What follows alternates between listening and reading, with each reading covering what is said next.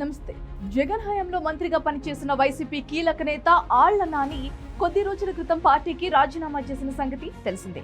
Party ప్రాథమిక సభ్యత్వానికి కూడా రాజీనామా చేశారు. వ్యక్తిగత కారణాలతోనే ఈ నిర్ణయం తీసుకున్నట్లుగా అప్పుడు చెప్పారు. పశ్చిమ గోదావరి జిల్లా అధ్యక్ష, ఏలూరు నియోజకవర్గ ఇన్ఛార్జి పదవులకు కూడా ఆయన రాజీనామా చేశారు.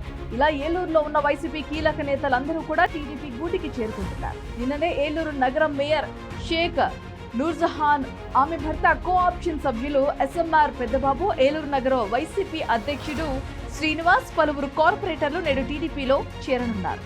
ఈ క్రమంలోనే మాజీ మంత్రి ఆళ్ల నాని కూడా టీడీపీతో టచ్ లోకి వెళ్లినట్లుగా చెబుతున్నారు. త్వరలోనే టీడీపీ కండువా కప్పుకుంటారని జోరుగా ప్రచారం జరుగుతోంది.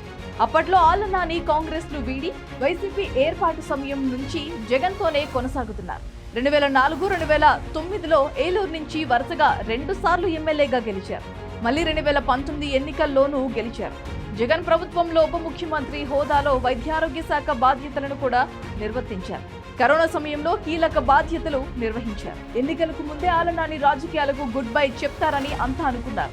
అదే విషయం జగన్ తో చర్చించగా ఈ ఎన్నికల వరకు పోటీ చేయాలని జగన్ సూచించారు. దీంతో ముగిసిన ఎన్నికల్లో ఏలూరు నుంచి పోటీ చేసిన ఆళ్ల నానిపై టీడీపీ అభ్యర్థి రాధాకృష్ణయ్య 62,388 ఓట్ల మెజారిటీతో గెలిచారు.